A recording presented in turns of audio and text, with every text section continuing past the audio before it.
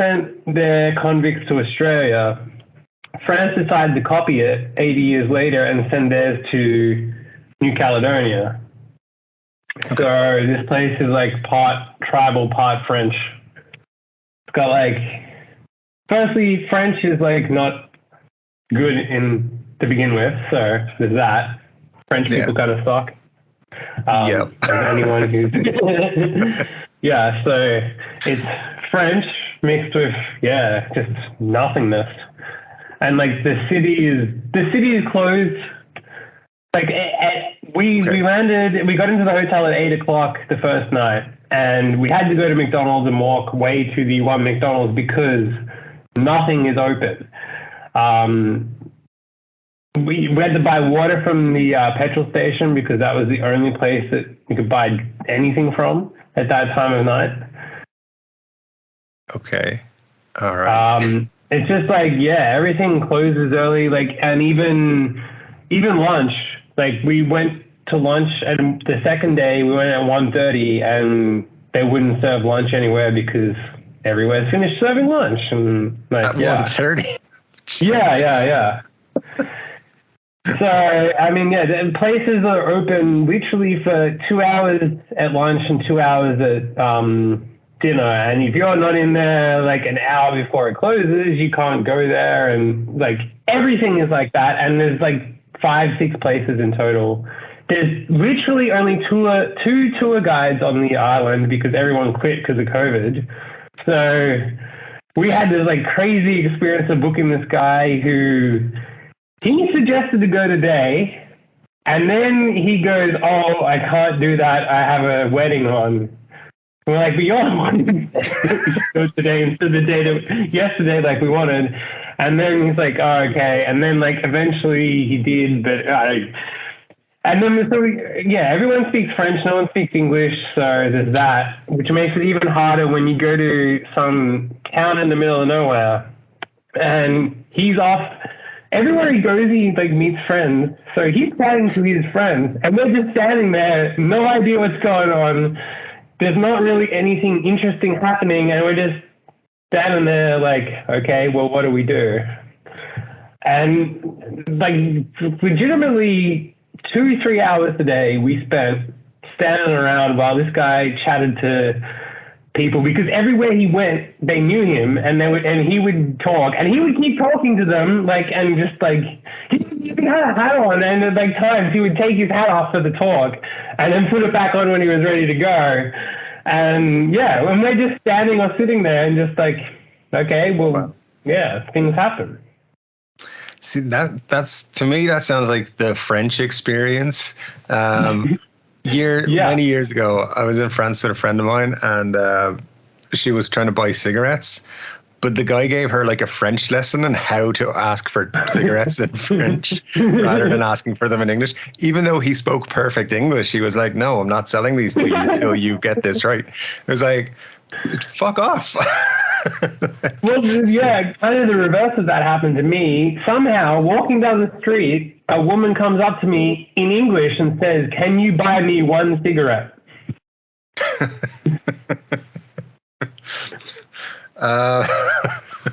All right. Yeah. One cigarette. Sure. I mean, we in like the last 3 countries I've been to, no one's asked for money, but here 4 times already in like 3 days being asked for money. I assume that's what they're asking for. It's like some like noose the ones, blah, blah, blah. It's just like, nope, let's get out of that. But this one woman somehow knew, but then other people come up to us and start speaking French, and it's just like, which is understandable because it is their thing, but still, like, Yeah, I've only been to France a couple of times, and both times it's been like, I do not feel comfortable here with all you French people. Well, this is the weakness of France. So this is like, recently France looks down upon this place, and there's like French people touring, and you can tell that it's like, ugh. One guy even said to me today, like, he was like surprised that people were friendly here because he was from France. And he was saying like, "Oh yeah, we expected people to be unfriendly here and whatever." And I mean, France looks down on everywhere. So Yeah. it's not unique, but yeah, I get you. It's a weird one, like, and the fact it's so far away from France. Yeah. It's so well. random too, like all the places that, yeah. And like this is on the other side of Australia, so you literally have to go over Australia to go to France, plus however many other countries and whatever. Like, why this is French, I have no idea. Yeah, the world was fucking crazy back in the couple hundred years ago. Like, We went to the prison colony thing where they had where they sent the people, the convicts, and they treated them like absolute dirt. Like it was like I would go sitting there just thinking like, I don't know how you would not just take your life if you were stuck in this place. wow. Wow. They even had a separate island for them. So there's a bridge now, but before there was no bridge, and so they were literally on an island where they couldn't get out, and then they would even put the oars and everything from the boats behind a lock so that no one could escape. So basically, once you're on that island, you were stuffed. And then they make you work in mines all day, and yeah. Nice, yeah. And then there's a mine that we went past today where they actually make the Tesla pants. They get the chromium and stuff for making Tesla batteries. And the biggest irony of all that is like how people think, oh, these electric cars are good for the environment. Just driving past this thing, the driver and me, we both were like having issues with our mouth because you could feel in the air there's whatever stuff, and even the clouds, there's literally clouds coming, not regular clouds. You can see distinctly these are regular clouds and these are clouds that are coming from the mine because that's how bad the air pollution is. Jesus. That's, well, yeah. And it's like a military facility because they apparently the locals like tried to destroy it at one point right before COVID because of all the pollution and stuff. Oh, well. Yeah. And then we're going around on this tribal tour, right? And so firstly, we go having been on tribal tours now in Papua New Guinea and stuff, we're thinking these are going to be people that are like primitive people, like hunter-gatherers and whatever, and they live on their own and whatever. Meanwhile, we're going around, there's like brand new cars. One guy had an Audi, another guy had a BMW, and these are the tribes. Nice, yeah, the old tribal BMW dealership. That's yeah. And it's all hooked up to electricity and everything. They got lights and all that kind of stuff, and yeah, not what you think of when you go tribal. And so we went on a tribal tour. We visited some guys' houses that have BMWs parked in the front yard. Yeah, I feel like that might have changed since what you were expecting. Like, was the thing. Jesus. It did make me think of doing like tours back home, and they're calling it the worst tour. But then taking people to like really obscure things, like local areas are just shit, but there's not much there. But it's just generally. Taking them to like when you came, when we went to visit the street hookers, like that kind of. It's like literally the first thing I tell people when they're like, "So you've been to Australia? What's it like?" Well, let me tell you. First thing we did. Yeah, but I mean, like, how many people go to like on tours and they go on and seeing like, yeah, they see the opera house, they see the whatever, they see a bridge. Yep. But like most people, certainly younger people, would much rather see some random dude picking up a street hooker and telling their friends about that. That was hilarious. Just like all the highlights of Melbourne, street hookers and dudes picking them up. It's great. Yeah. It's the place to see. And then just making stuff up as well was an idea. Just like, yeah, go around and... Yeah. Or there's, I don't know if it's over there yet, but there's been like this craze of the Karen diners. So it started here, and I know it's already gone to Asia and like just opened in Singapore and stuff. But anyway, sorry, it started in Australia, not here. But yeah, I still think I'm at home. But anyway, so they basically it's a diner, Karen themed, like the idea of Karen, like the old woman, whatever, right?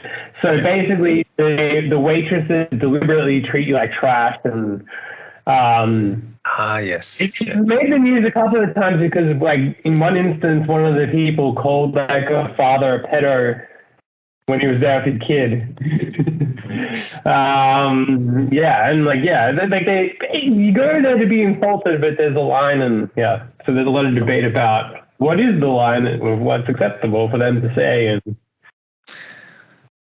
yeah, that'll be so that kind of tour. Yeah, that is a tour, but kind of along those lines. But like, if you kind of see nothing, but it's an interesting nothing. Like you see, there's where Joe lives. I mean, I've always wanted to do a tour of Dublin and just be like every street corner, be like, you two used to play here. This is where they got their start busking, and then just like the next street over, be like, you two played here as well, right, and just get people to take photographs of like the corner of a street for no reason, shit like that. To make it work, the best thing is to actually prank the other locals nearby. So like you want to do it in front of other locals where the locals are like, what the hell is this guy doing? And yeah, exactly. have distinctly like different people that are like clearly someone who's Chinese is speaking the Mandarin. And then they're like, oh, that's where it is. And they're like, all excited. And then meanwhile, like other Irish people are like, what the hell is this guy talking about? Yeah, that'd be fun. Or a really funny one would be to like do a walking tour of a city, any city in the world, and like keep going up to some people and be like, do you know where this is? Because we're going in the right way, and just have a big huge map you take out. Be like, you know, just really you don't know where you're going, but still be leading the tour. I think that'd be fucking hilarious. Well, I had another one of like going somewhere, like going to the Philippines and me taking Filipinos and giving a tour and giving clearly the wrong information in front of other people. So other people are seeing and complaining on. In 1788, this happened here. Exactly. Yeah. That would be funny. Well, speaking of which, yeah. I booked flights in March. Okay. All right. To England. What? Well, because for two reasons. One, because it was cheaper to go there, but two, I get to now fly Ryanair. Oh gosh. Dude, you're a tall guy. You're not going to enjoy that. So, well, it's a short flight or whatever, and play the onboard scratchies and. They do. There's a whole video on gambling online. Yeah. I mean, it's perfect gambling on the plane. Like, yeah. If they get around to you in time, make sure you're near where they start the service from, which is I think at the top of the plane, because they won't get all the way to the bottom of the plane, and they'll just because they don't have that long. That's what was it, like an hour and 20 expert insight into how to gamble on a Ryanair flight. It's just closer to the time. We'll make sure you're prepared. But yeah, the inside tactics on how to win. In fact, it would be epic to have a video of you walking through. Okay, so you got to sit in the front, and you got to make sure you pick whatever number, or I don't know, whatever. But yeah. My expert friend gave me advice on how to win. Yeah, I don't know. I might have to take a couple of prep flights to London on just to like figure all the steps out. I took 3 flights just to make sure I was prepared. Sir, why are you coming to the UK today? I was just practicing flying with Ryanair. It's fine. Going back. I'm practicing my in-air gambling.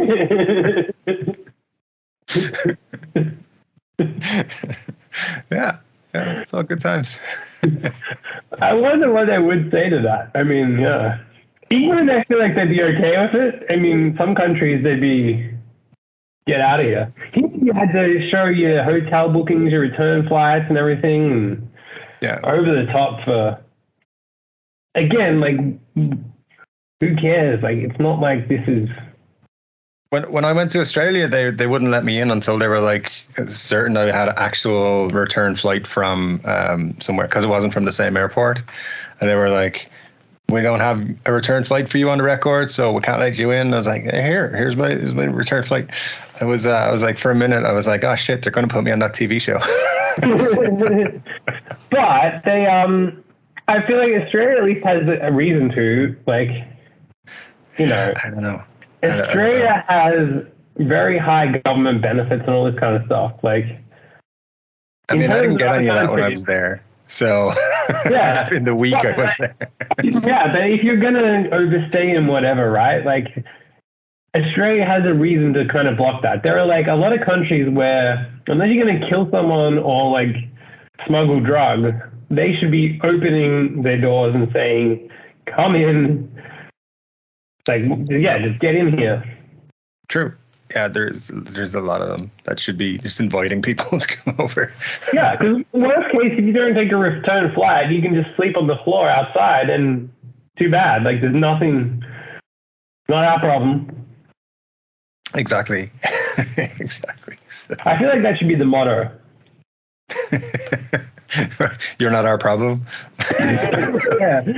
Just understand, if you overstay or you don't have a return flight, you're not our problem, and we have a designated area for you to sleep, and it's like some fenced off area, and yeah, I feel like that's acceptable. it's the new terms of flying. It's good luck. Yeah, you're on your own, buddy. Yeah. Well, once you land, it's all yours. Exactly.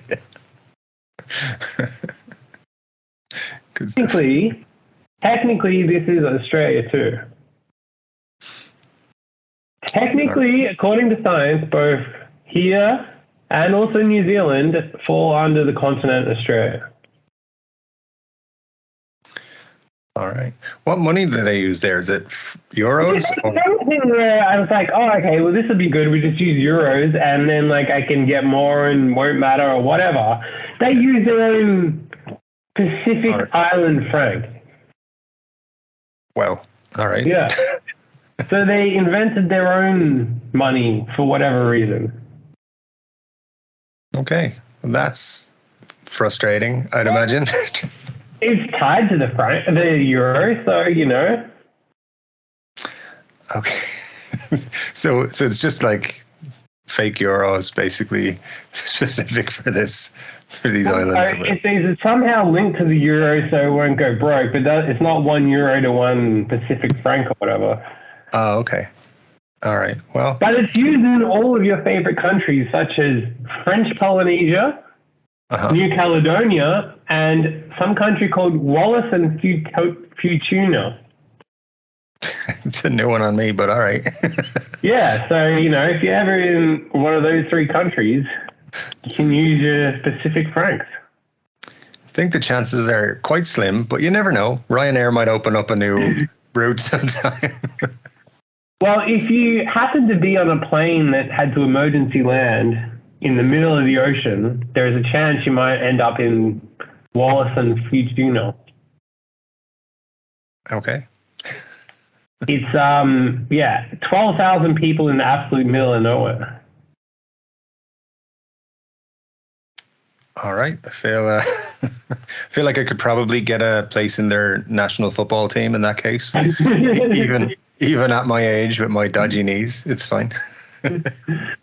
You got no hope here. Apparently they actually have people that play places. What? They don't seem to have a local league though, but they somehow they play in the international leagues. Well, even the TV is in French, which is annoying. But like they only have the BBC News, which essentially the BBC News is just brutal to watch because it's every half hour it's the same crap. Yep. So, yeah, it doesn't sound like a great vacation spot, to be honest. Well, there's beaches in an island. So in theory, it should be, and you should have tribes, but then, yeah, your local tribesman is driving a BMW, and next minute it's not necessarily as interesting. Yeah, that's another way of doing it. Like tribes of BMWs and Audis and all kinds of things. But yeah, it's not quite what you'd expect, I suppose, heading out that way. No, I mean, yeah, when you hear tribe, you don't think of people living with electricity and like in proper built houses and whatever. You think more primitive. Yeah, going to see you lots of certainly TV. don't expect them to drive a better car than you. No, usually I don't expect that. Easily done at the same time. So, these tribe members, they got their priorities straight. Get your BMWs. Yeah. I mean, maybe that's what we're all missing out on. We move into a tribe. I mean, we could. It's interesting. I was looking at a church that was for sale in the US yesterday, and it was only $15,000. I was like, wow. I could start a religion. I have a church already. This would be fucking cool. It's like, this is a movie in itself. But like, it was some random area by the end of the day. Where was it though? It was in Illinois somewhere, like some small ass town.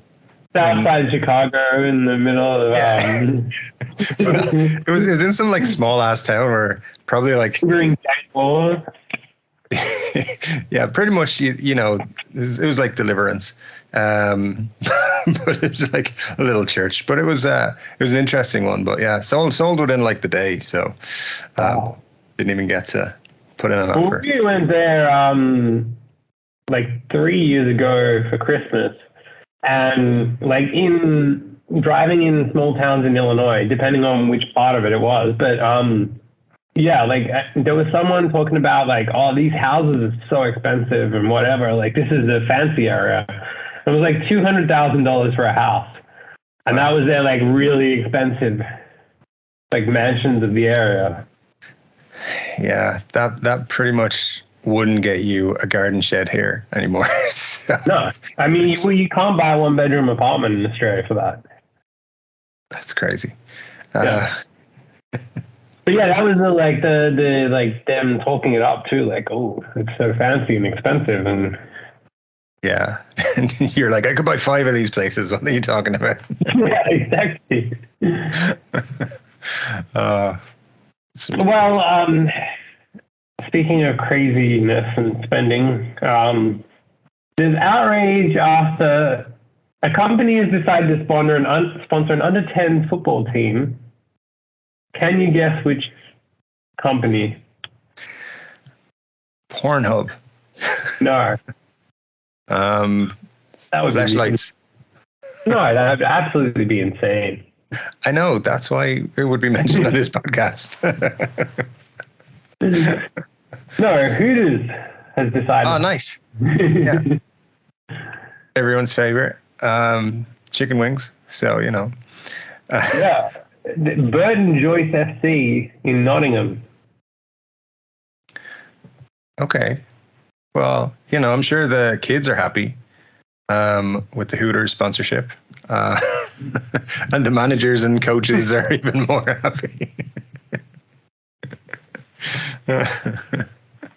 Yeah. Sounds cool. Yeah. It's so people are up in arms and complaining about it, obviously. Absolutely disgusting, as some say it. I don't understand why people get so upset with anything. Like, it's just a fucking logo on a shirt. I know, yeah, kids are running around in it, but the kids aren't going to go to Hooters. So it's for the dads that are watching the games. That's the advertising. And it's paying for their uniforms and their, hookers at halftime and whatever they're up to. So the tribal BMWs and yeah, someone's got to pay for this shit. It's not free. So yeah, people should be less offended by stuff. It's just, get out. You got more important things in life, and Hooters brings happiness. So yeah, if we I think learn anything, that's slogan, by the way.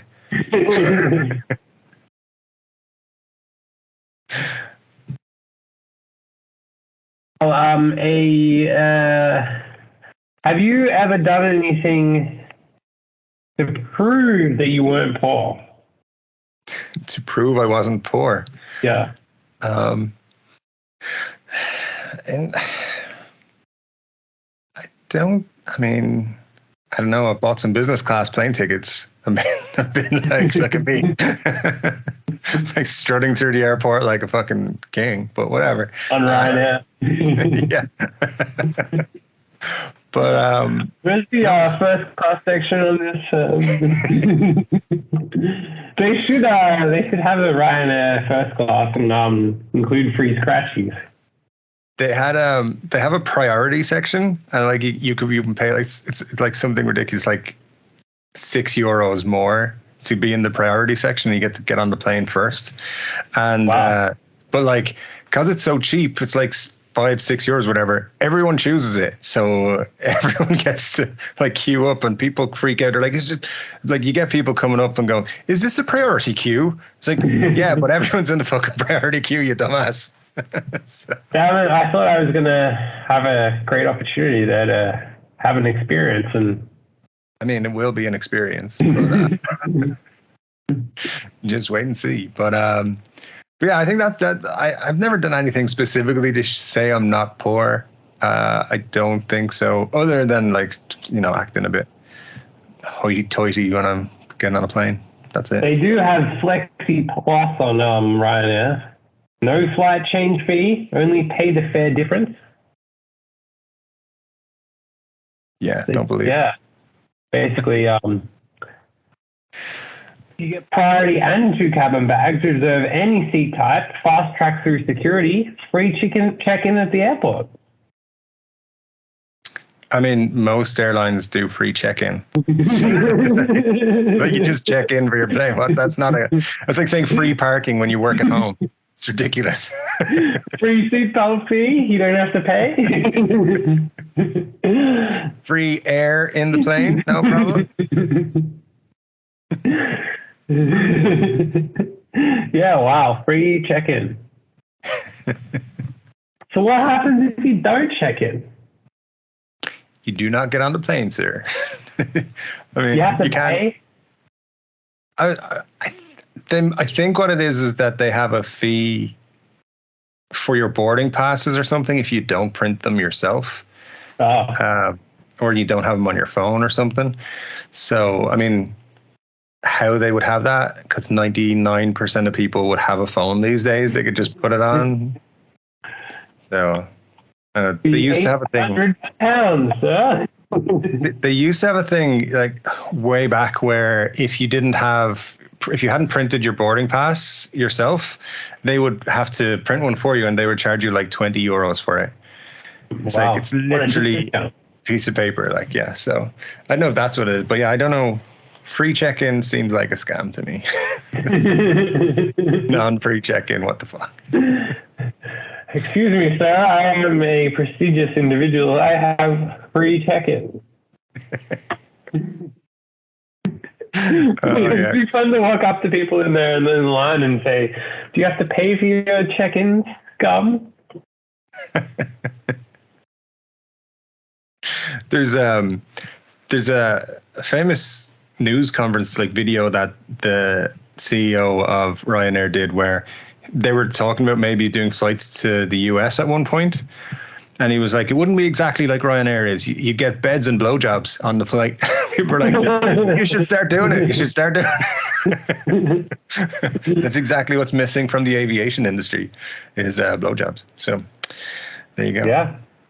So anyway, sidetracked a bit, but Yeah. Well, a Singaporean TikToker went on a Dior shopping spree after her mother returned from the store and explained that a Dior sales associate neglected her for looking poor.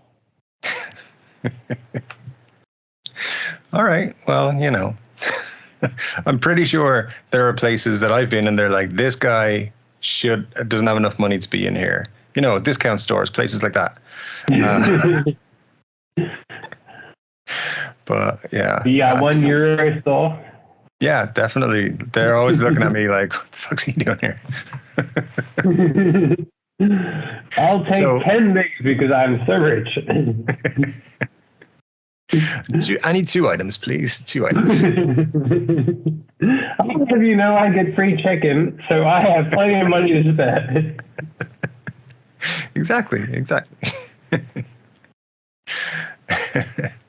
So to get the store back, the woman went there the next day with her mother and purchased multiple items.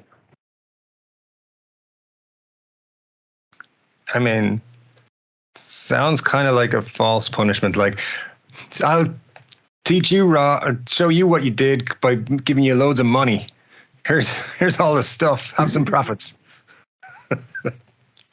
Oh, thanks. I'm going to teach Ryanair by flying in their priority extra from now on. Would you like some of the scratchies? I want all of the scratchies. Thanks very much. This is a plan. I'm going to teach you. I'm going to take you down, Ryanair. By winning all your scratch card prizes, most of which are like discounts off flights, but whatever. So we take jokes about bombs seriously. If you're going to talk about taking us down.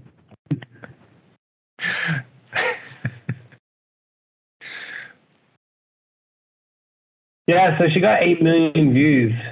Pretty good. Yeah. 8 million views on TikTok is, I guess that's pretty decent, Not really. Wasn't it? I know. I'm too old for TikTok, so I have no idea. TikTok is, like absolutely nothing. Yeah. They only have the whatever thing, and like probably Singapore doesn't even qualify for it, so you probably don't even get anything. It's just, Like, Australia, I don't know if it's changed yet, but Australia didn't, the last time I checked, like earlier in the year, doesn't qualify for monetization on TikTok. Wow. I mean, it's kind of a big country to leave off your monetization list. It's not like New Caledonia. Well, it's only like a handful of countries that have it. Got to have good relationships with China for that to that app to monetize you. So the USA. Yeah. I think they have a headquarters in Ireland actually, so maybe Ireland's on it. Who knows? Probably. Maybe not. They all run out of Ireland for like tax reasons too. Yeah, it's a tax haven. Come here, don't pay taxes. It's all good. You flush the money through somewhere else or something, and then Amazon were putting most of their global sales through here at one point, and they had like 14 employees. Like this little tiny office. Yeah. They've opened up now. They've got a bigger like organization here now, but still, because they get fucking basically fuck all tax. And then there was the whole thing with Apple. Apple were paying fuck all tax here, and the EU were like, you owe Ireland 100 and something million, and Ireland was like, we don't want it. Literally, the government came out and were like, no, it's fine. Don't pay us that money. That's fine. Yeah. So there you go. Good times. So if you're a big organization. Yeah. You could open with 20 employees. I mean, sure, you want to push the boat out, yeah. I think there's also literally like something called like a potato tax scheme, where it's literally something of like you send money, something to do with that you could send money there, and then it comes back, and then all of a sudden you don't have to pay tax. Yep, sounds good. But it had a name like that I'm pretty sure was called like the potato tax system. I've heard something like that before. I think you're right, yeah. So, Yay. Well, yeah. On a different note, so Cristiano Ronaldo's statue's penis is becoming worn out because so many tourists grab it. Yeah, well, I've said many times he should keep that thing under wraps. Just don't be putting it out there. I think this is his statue, though, isn't it? People are like rubbing up against his statue and having orgasms or something. Well, they kind of put the bump there, which they didn't really need to. I bet he told them to. I bet there was no bump, and he was like, "You got to make it look like I got something." That is not big enough. I need bigger. I mean, it's weird because he is the president of the Micro Penis Society, but it's all good. I mean, I heard on the internet. So he's the biggest fan of David, the statue David. Yeah, exactly. But yeah, I mean, hey, it's just a sign that the most popular thing about Ronaldo is he's a prick. I mean, his prick. So yeah. Yeah. Well, a pub in Scotland could be forced to change its historic name because it's so offensive. You want to take a guess at what the name of it is?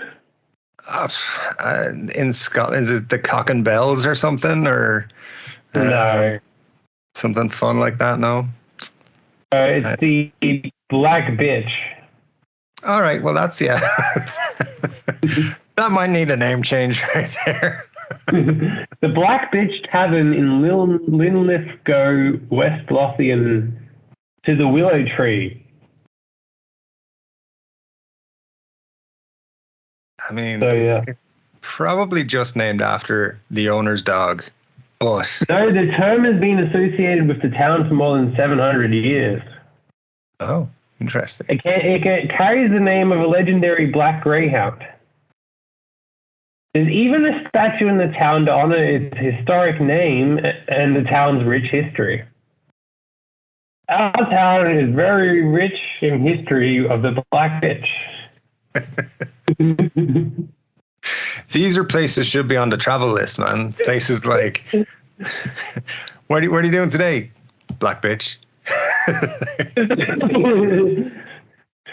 Oh, how do I get to McDonald's? Well, you go straight, and then when you get to the Black Bitch, you turn right. It's like, you can see all these people be like, this is the most racist place I've ever been to. No, that's just how it is around here. Oh, man. So yeah, they're saying the locals are like, wear the name with pride.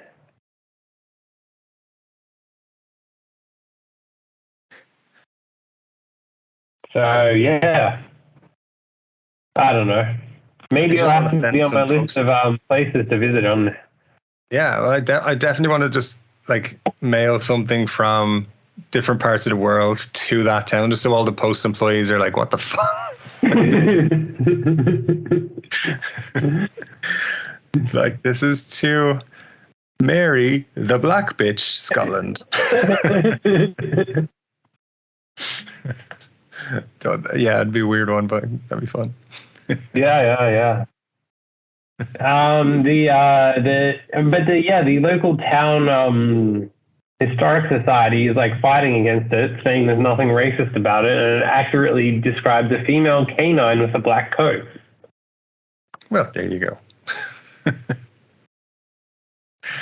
And they pointed to that we note that they have no plans to change the names of their public houses called the Black House or the Black Horse or the Black Bull. Okay, well then there you go. It has competition for the best name in the town. The same company that owns it and owns other places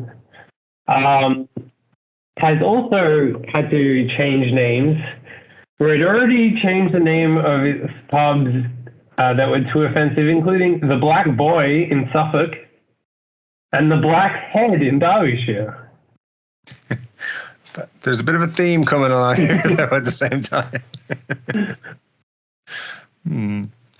Oh, you got to ask, why does this company or person keep buying pubs named that? Yeah, it's a question. It's a quite viable question to ask. Like, what's going on here? Yeah.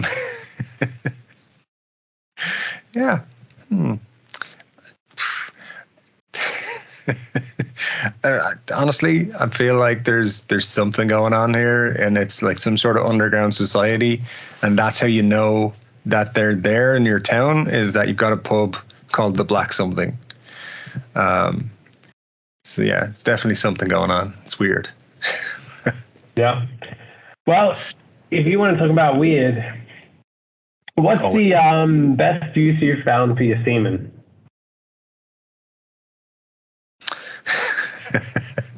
Aside from making all the babies, would probably, I said best use. let's just stick on topic here. I don't know. What else do people use it for? Like skin cream and shit? Well, I've heard of that, but Jeezy jewellery is taking off.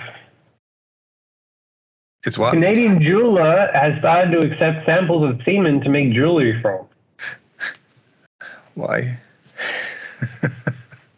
So according to Vice News, clients sent samples of cum to the workshop of jeweler and sculptor Amanda Booth to be dehydrated, powdered, and incorporated into wearable clay beads or trinkets.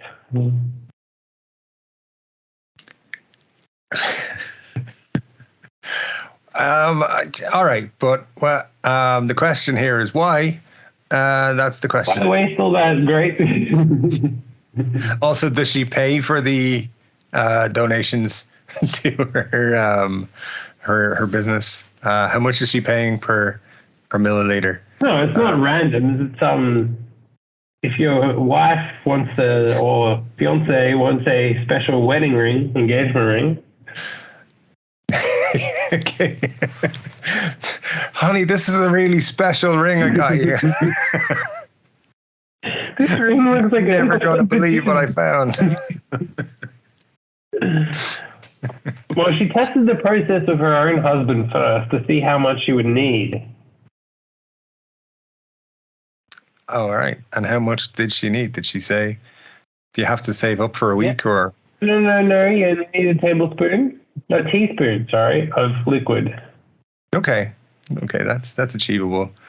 Across the week, yeah. This is gonna go wrong in so many ways. You know, it just feel like it's not the right thing to do with your semen. Just give it to strangers as usual. Not making jewelry with it. So. Yeah. Well, she's made wearable sculptures and trinkets out of people's bodily fluids and ashes, including breast milk, cremated remains of loved ones or pets, fur, and locks of hair. I think she needs to be investigated. That's what I think. She's clearly disposing of bodies for the mafia or something.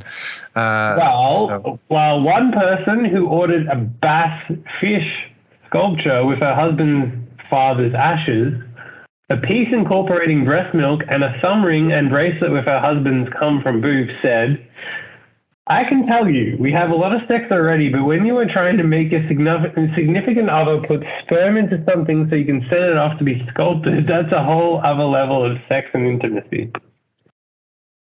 You know, when you're trying to have a baby and you guys are screwing like you've got a point to prove, you're on a mission. That's kind of how this felt. We are always looking for new and exciting things to add to our sex life, and this was our next experiment. Okay, well... Yeah, I don't know. I feel like it's just an unnecessary pressure to put on someone. Like, give me all your jizz for a new necklace. Like, no. It sounds like you're speaking from experience, though. I mean, I don't wear necklaces, but the pressure, unbelievable. I mean, you know, it's just not where it goes. Like, I'm not. I don't know. That's just floored me. I just, you're supposed to, if it goes in a cup, it's supposed to be drank. That's all I'm saying. Seen the videos, I know what happens. Yeah. Anyway, now I'm just gonna look at necklaces with any kind of like white stone in them and be like, "Oh, I know what you did, dirty bitch." Well, this next story has a pretty normal headline, I would say. But I want you to guess what happened to cause the headline. Okay. So, escaped crocodile caused 20 to die in a plane crash. You said normal headline. How did somebody sneak a crocodile in their carry-on or something? And I don't know. I have no idea how that could happen.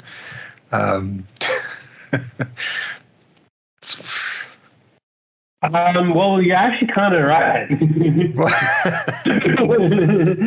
So, while takeoff was pretty standard, tragedy struck when the plane crashed into a house 1.2 miles short of the runway.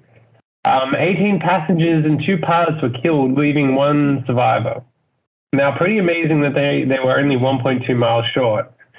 But anyway, so false reports from a radio station led people to believe that the aircraft had run out of fuel. The cause of the crash was far crazier. The sole survivor explained what happened, but it was a passenger smuggling a crocodile on board that caused the crash. According to the survivor, the crocodile was concealed in a duffel bag and hidden from the passengers and crew. However, it escaped mid-flight and made its way around the cabin, causing chaos on board. The people panicked and began to run to the front of the plane, which only caused more problems. The terrified air hostesses hurried towards the cockpit, followed by the passengers. The rush to the front caused an uneven distribution of weight in the aircraft, which messed with the plane's center of gravity. And then the crew lost control of the plane, and they were unable to compensate for the uneven weight, and it killed it. And the crocodile survived the crash, but was killed with a machete by authorities shortly after. Fucking hell. See, this is why I hate the general public. Who the fuck is smuggling a crocodile onto a plane and then fucking manages to let it get out of the whatever contraption it is stored in a bag or whatever? When I'm getting on a plane with you fuckers, I'm going to be looking to see who is carrying something that could cause the plane to end up. Well, I'll tell you what, it doesn't happen in Ryanair first class. I don't know. I've seen some fucking crazy shit on those planes. Not in first class Ryanair. That's where the classy people sit. Like the people with pre-check-in. So they check in their crocodiles and they don't have to carry it on board. Yeah, that's where we are.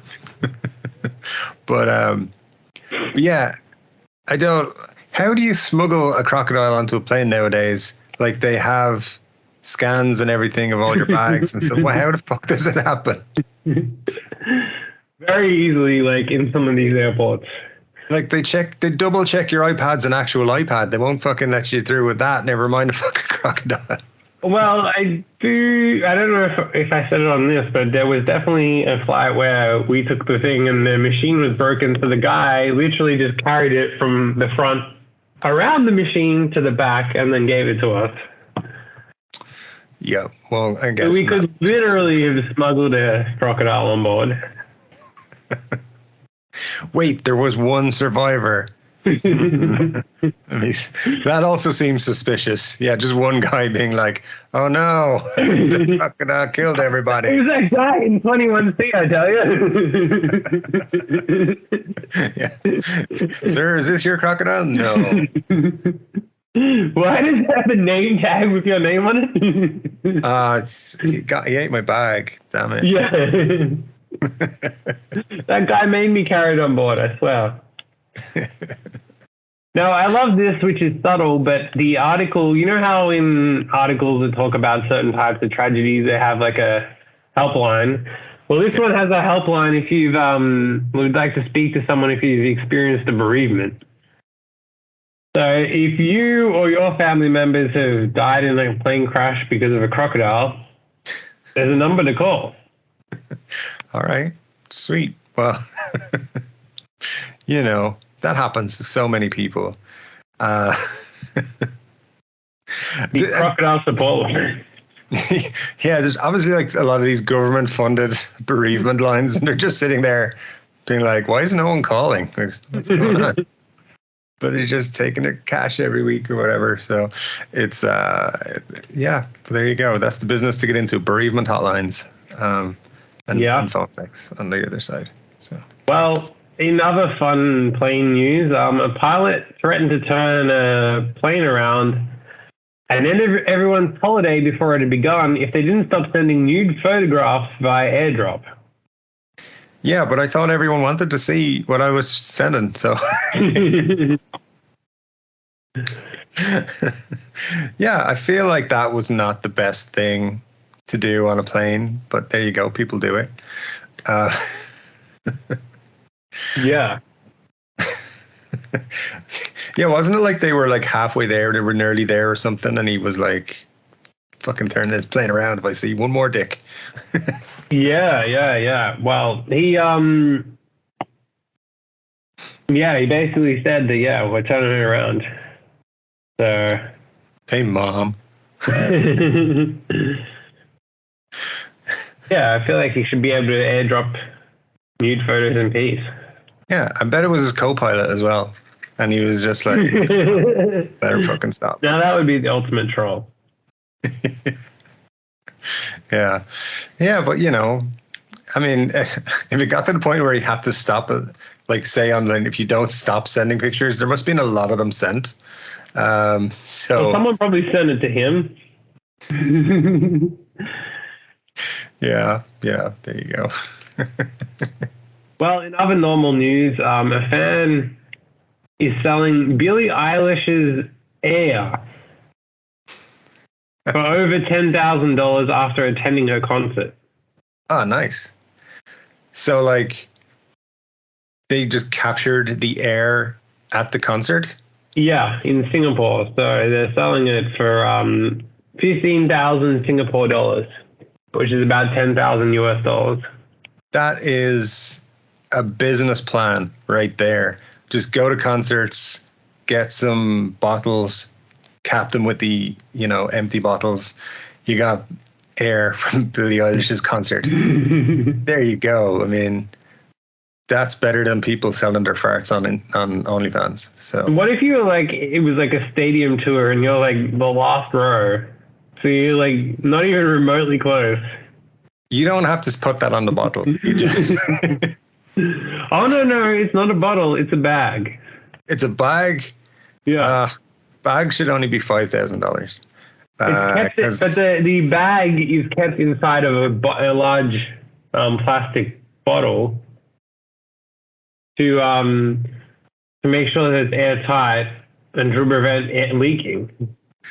If anyone buys that, I just want to know who they are and what else they will buy. Oh, no. It is valued because it does say that I stood at the very front and managed to get her air in the plastic when she screams her lungs out during the concert.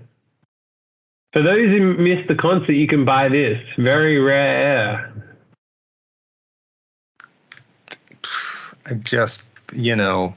It's just the fact that he has 100 for sale is a bit suspect. Well, there was a lot of air. There was. Just bag after bag being pulled out to fill up with air. You're sitting front row with all these plastic bags, just tying them up. Yeah.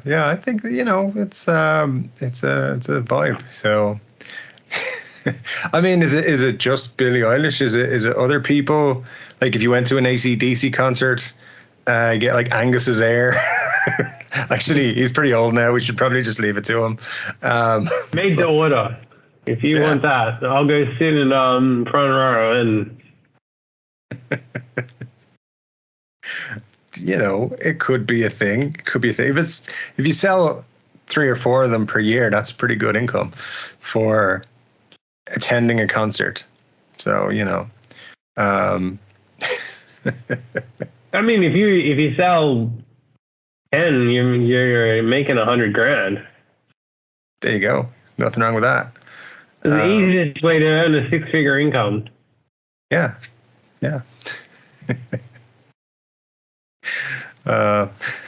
Just.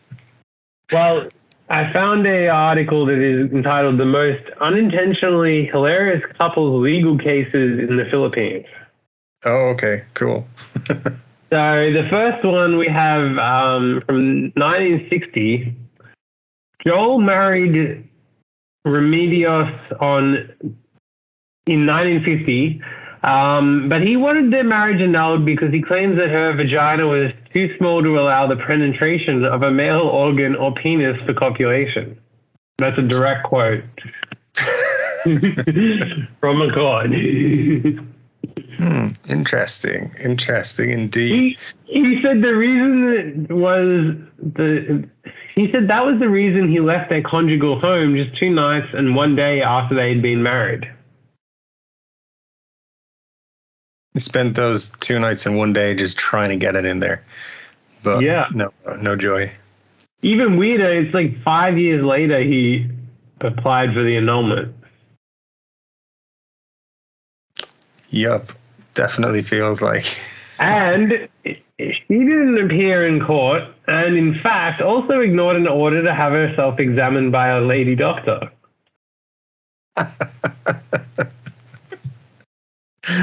It's probably something she doesn't want on court record, the exact dimensions of her vagina. I'm just thinking that's probably why. Yeah.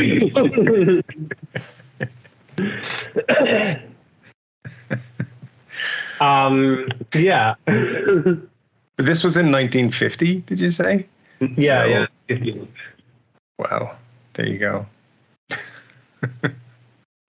70 years later, the truth has come out. It does. The court also says the lone testimony of the husband that his wife is physically incapable of sexual intercourse is insufficient to tear asunder the ties that have bound them together as husband and wife. Yep. This is why people started having sex before marriage, just to make sure vaginas are not too small for your penetration. Yeah. Well, this next one, they filed an administrative case for disbarment against David, a member of the Philippine bar. They met David and sought the legal aid of counsel regarding her divorce case by her husband in the Superior Court of California. When she called the office of someone else, it was David who answered. Since David introduced himself to her as a lawyer, she believed he had the necessary legal experience. Thus, she confided her legal problems to him. In time, David became exceedingly friendly with her and eventually declared his love for her. The article says this was before the invention of Tinder. But the article says he was initially hesitant to be involved with David because he was living with a woman. However, he assured her that he and her were not in love. He explained that he had been compelled to contract a civil marriage with her. He said that since he and her were not married in church, he was free to marry anyone he chose. She believed him, and then he proposed marriage. Since they were going to get married anyway, he reasoned, since they are going to get married anyway, they should act as husband and wife. And then he got her pregnant, and she had a miscarriage. Sometime after this, she met the real wife, who told him the truth, that they were actually married twice, both in a civil ceremony and at a church. Uh-oh. So this dude's just going around collecting wives. Basically, yeah. Adding to his stable, so to speak. I mean, yeah, that's a good. That's got to be a good chat-up line. Like, I'm not actually married to that lady who's my other wife. I know you're going through a divorce, but you know. Yeah. Like we still live together in our 1-bedroom apartment, and you know, I got to go to her family stuff, but it's fine. But we're not married. We're not married, really. We didn't go to a church. Yeah, I mean, hey, he's a player, so he just he just got caught out. Damn it! But hey, good for him. Yeah.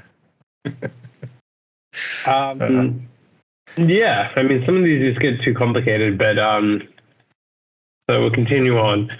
Then this is the most ridiculous reasons. A loan officer reveals the most ridiculous reasons for taking a loan. So this is from Singapore. So the first one, a man who was not able to secure much of a personal loan appealed to me and asked for more. His reason, I want to take more loans so I can return to Loan Shark.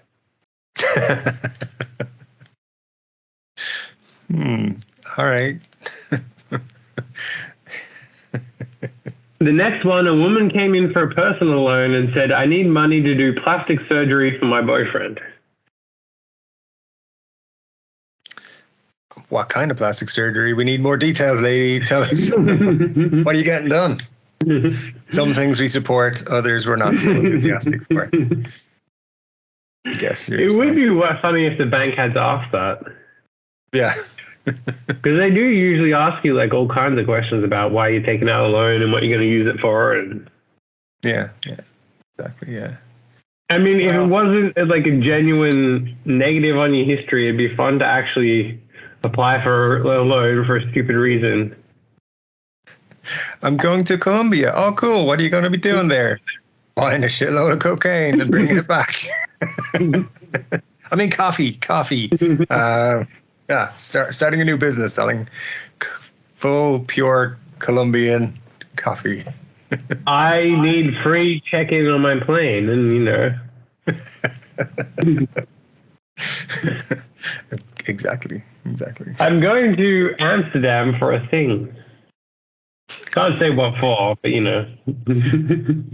And then be like, between you and me. Going for a trade show. Going to trade money for them to show me lots of things. Don't tell the bank. I'm just telling you because we're friends.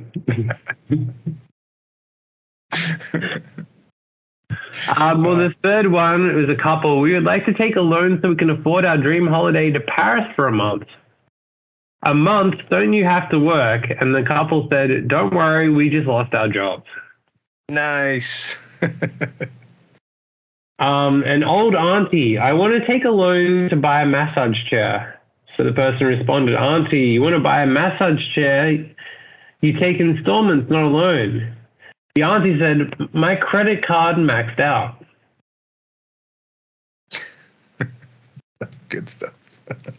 An uncle, I need to invest in something. Me, what thing? I need to double my investments as I recently lost my investment. Me, what did you invest? Uncle, it's a highly profitable business. Can you tell me what the nature of the business is? I need to go to, I think it's a business school. So, yeah. There you go. There you go. I had, so my dad used to be friends with a bank manager, and something similar to that would fit in with this was somebody came into the bank and asked for a loan. And the reason they wanted the loan was to guarantee winning the lottery because they were going to buy so many tickets. They were looking for like 30 grand or something. And this was in the 80s where like lottery tickets were like 25 pence each or something. So they were going to buy like a couple of 100,000 tickets. And they were like, we're guaranteed to win. So there you go. And the prize at the time, the biggest prize was 250,000. So wow. I think they were trying to borrow 50,000, and they were like, guaranteed win it. Don't worry. We'll give you your money back. Well, technically you could have actually done that for a time in Boston. Their lottery, the way it worked, somehow The way that instead of now in most lotteries you just paid a percentage of what people buy. So the more tickets people buy, like 60% goes into the winnings and 40% gets taken off. So by default you lose 40%. But at a time in Boston, these mathematicians figured out that there was a way that they were doing it where every ticket you bought, the percentage actually was in your favor. Okay. So potentially, if Ireland was run that way at that time, they could have actually had a legitimate investment strategy. There you go. I know there was there was something done like that where people bought like a shitload of tickets, like they over the course of a week, because the lottery was only done on a Saturday, and like from Sunday night they were buying tickets, and they bought so many tickets that they guaranteed a certain amount of returns. But it was, you know, it was quite obvious what had happened apparently, and then they changed the rules and they had to add like 2 extra numbers to make it the odds more difficult or something, so people couldn't do it anymore. Yeah, I think they changed all the rules on different lotteries because they just don't want people winning. Yeah, exactly. But buy my book on how to win the lottery. Exactly. And it's a really long book, but the last page just says, pick the correct numbers. You need to believe you're going to win before you can win. Yeah, it's all about your mindset. Well, finally, we have a very fun article entitled "Man Who Farted in Police Officer's Face Jailed for 34 Months." Yep. So he was arrested back in March, at which point he chose to fart directly into the arresting officer's face. He'd been caught with a big haul here. 33 pounds worth of beer and cider from Tesco and a handful of vape products from a nearby garage.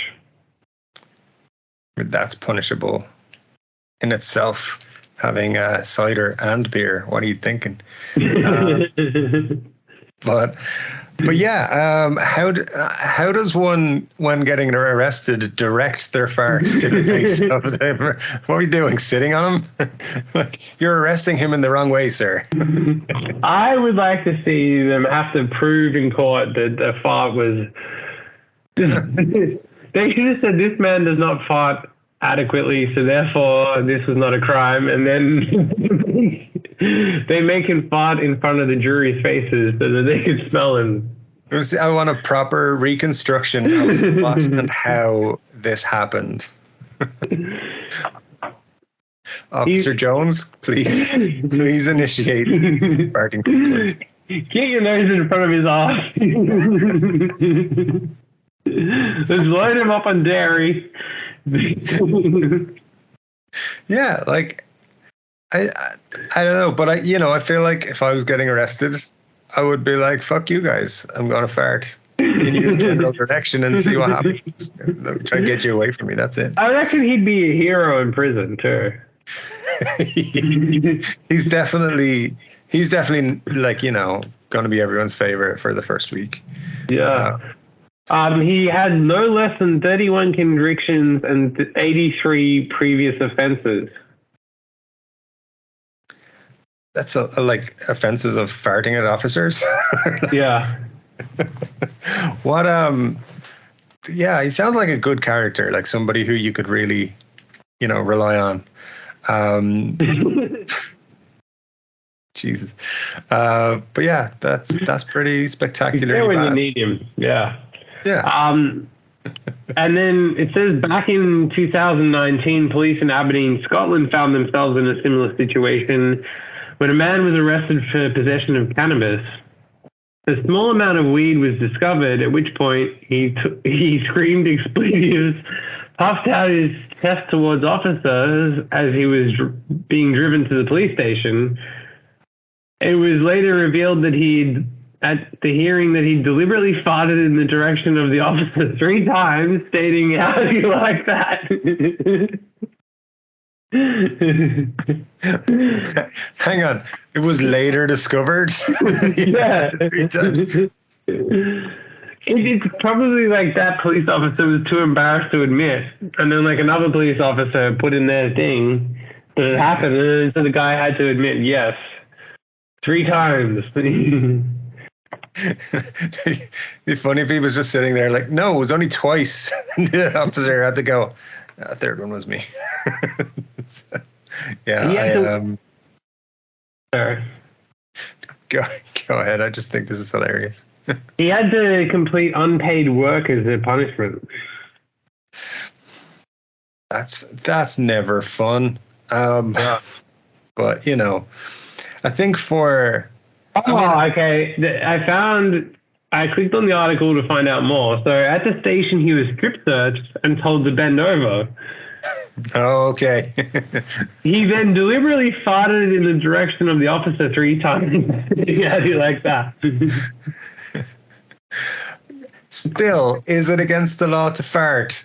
It is, because he pled guilty to making a lewd remark towards police and intentionally flatulating in the direction of police. I don't remember learning that, intentionally flatulating is a crime.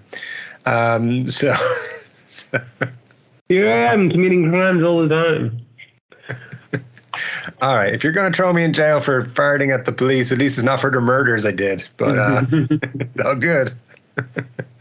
You had to do 75 hours of unpaid work.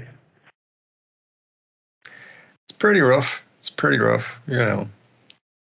25 hours per fart.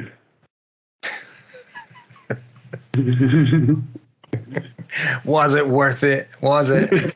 Yes. The first 2 were, the third, no. Yeah, exactly. Yeah. You just make sure you just fart all the way through those 75 hours. Like you just stock up on beans, dairy. Just make sure you are fully loaded, ready to go.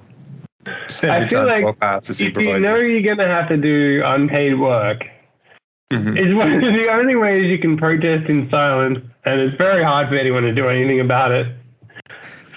First of all, you don't wear deodorant, so you stink it up. Yeah. And you just unleash. Imagine if, our friend from our road trip, who nearly killed all of us. If it was him, he deserves a lot more time, to be honest, for that. The other thing as well is if you're in a prison cell thing when they're doing it, that's an enclosed space where it's just going to linger there. Yeah, there's no jumping out of the van being like, fuck. But yeah, I mean, hey, that's pretty, that's why you got to do sometimes. But imagine that being on your record, though. Imagine going to get a job and so you have to explain. Well, yeah, you farted on police.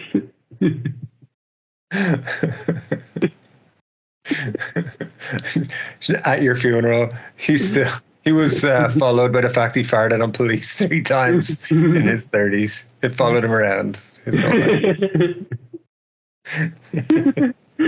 Oh yeah, the tombstone reads noted farter.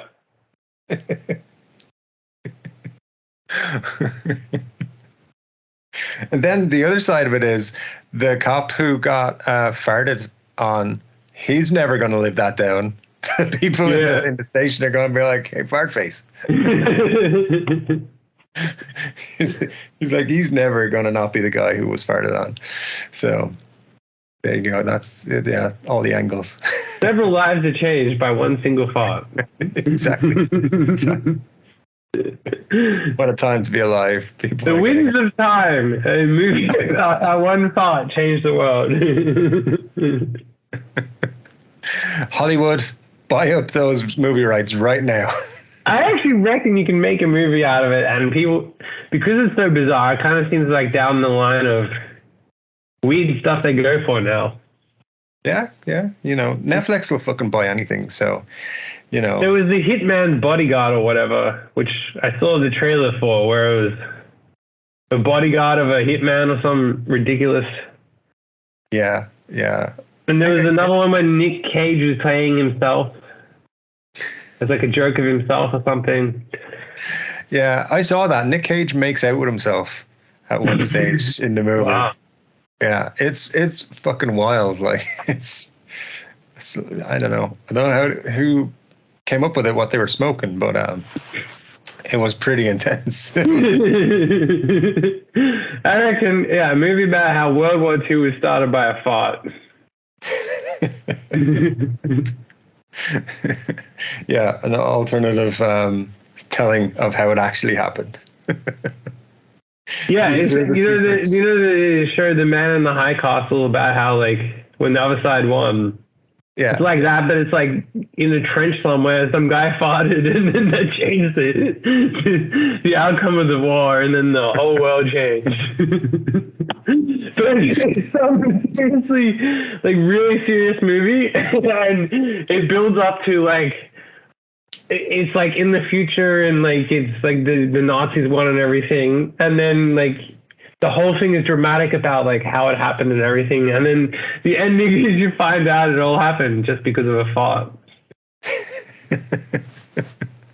Yeah, you know, and it wouldn't surprise me if that had a partial bit of it was true as well. So, but yeah. How do you know that it wasn't the fart that took out Hitler? Just yeah, you know, they say it was a body double and whatever else.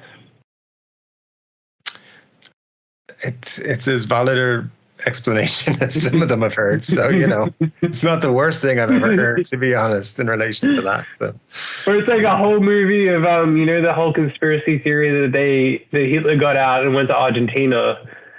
But in this, he got out, was on the plane to Argentina, farted, and then that released the guy in front's crocodile, which then took down the plane.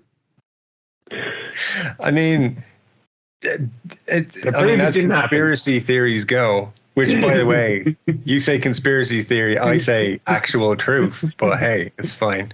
But yeah, that would make sense. It'd be an interesting take.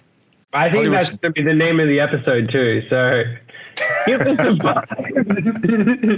It was taken down by a fart.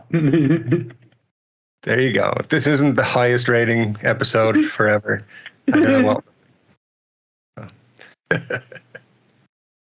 Yeah, facts, not conspiracies. We only deal in facts. True. And if anyone can prove that didn't happen, well, you know. Yeah. If anyone can definitively prove without a shadow of a doubt, 100%, you know, no doubt, then we will still challenge you. Because yeah. I would love to. I hope that there is some conspiracy person watching this, wanting to find the insight into how that happened, and they have to watch this entire episode, and they're like, "Oh, okay, well, that was it. Well, ruined my day. Made your day better." So there you go. We end on the cliffhanger. Find out next week how they covered it up. We will completely forget about that by next week.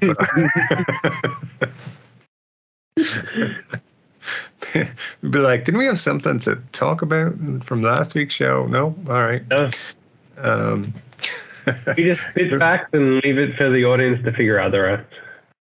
It's a good plan. I like it. Yeah, let those fuckers figure it out. Anyway, it's been another good one. I liked it. Yeah. Again, gonna be watching people getting on planes just to make sure. There's no alligator. I can't believe it, man. But they have free check-in. Find out who are the people that are worth associating with. Exactly. You know, it's a scary time being on a plane these days when you're trying to just gamble and win the money. Then you got you got scum that have to pay for check-in luggage. I know. It's an uneven world, but thankfully we're on the right side of it. We got free check-in, so it's all good. We're on the right side of history. And that is that we're not on the plane with a farting Hitler. We're on a side of history. I think is definitely true. All right, man. Well, I gotta run, but I will catch you next week. All right. See ya. Take it easy. Bye-bye.